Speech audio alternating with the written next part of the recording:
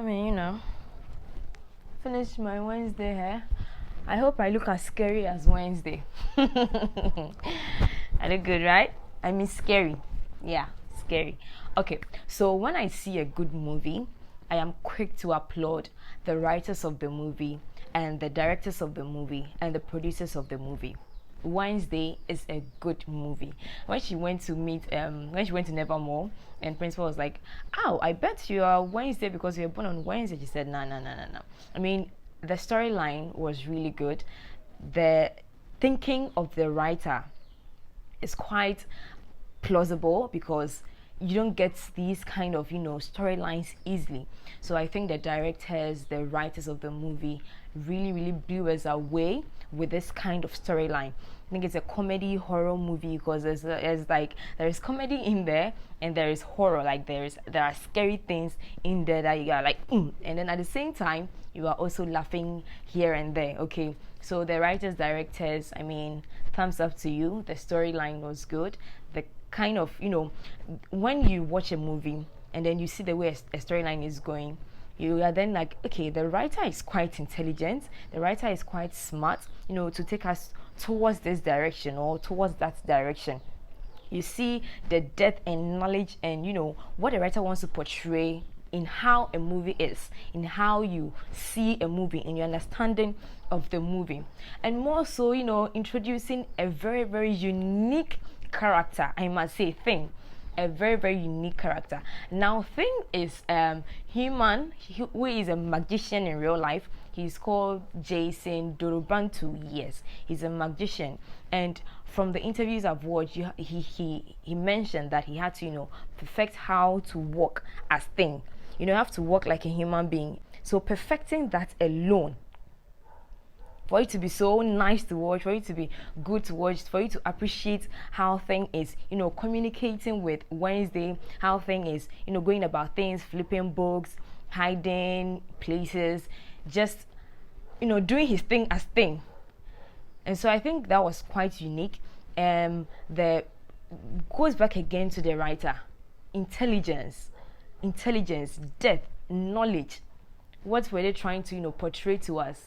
So Thing makes the movie quite unique. Even the monster, the Hyde, makes it quite unique. How it turns from human to the monster. For us to see the transition of the from human, like for the first time, to the monster. The hair of the guy at some point in there. Oh, I think it was good. I think it was detailing its. They paid attention to quite a number of things, making it feel real. So a human turning into a monster with the body parts, filling in and where they're supposed to, with the eyes popping out. They did a good job. They really did a good job with the writing, with the style of the story and all that. Now to the storyline again. It was hard to suspect one person. The writers will get you to suspect like even everybody in the movie. So at a point I suspected the principal, I suspected the therapist, I suspected Miss Thornhill when she went to snap her fingers twice. At the point you're not even sure. You can't predict the next scene or the next episode or what's going to happen next. And that is really the power and experience. Shows the gravitas of the writers of the movie. It shows how they get you glued to your set and how involved you are in the movie. Whatever you are thinking, whatever we were thinking was just what was going to happen. Not even once. Especially all these people, and then later on, to realize that it's actually the woman in glasses who is pretending to be a normie, or who is a normie but has an agenda to avenge her family. She blames everybody. She blames these special people for the death and of her family, and so she's come back to avenge them. But the writers kept blowing my mind with how the story went. At a point I was suspecting the officer's son, but then later on I felt like, okay, then maybe not him. And when Wednesday found out that no, he had gotten the wrong person arrested, and later found out that the officer knew, the detective knew that his son could be a Hyde, you know, every bit of that, like every bit of it. And talking about Wednesday, the girl never smiled. Okay, I said I wasn't going to smile, but I can't. She never smiled, and the way she kept her lips throughout the movie, her facial expression, it never changed. Her uniform was unique. She never wore the Nevermore uniform. I mean, what she brought was what she had. She wasn't going to change into anything. And being the main character, we understood. We let it pass that okay, you can wear what you want to wear and then be unique amongst the students. She never smiled. Her facial expression, the way she even walked, was different. The way she even walked to always the same. It never changed. She never missed this. She never missed a step. To change her walk. It was funny. And also Principal Wims, sometimes the way she should be standing and talking to Nevermore Wednesday, I'm like, hey, is this woman modeling here? And if you're a fan of Game of Thrones, you know that that's our lady. And then I think Enid to Wednesday's friend, everyone needs an Enid in their life. At the end of the show, she hits the soft spot of Wednesday. Wednesday, who was not a hugger, became a hugger. And she made her feel something. And that was, possible. We all need an Enid in our lives who would see you for who you are, not, the shield and then the marks most people carry around, to show how strong they are.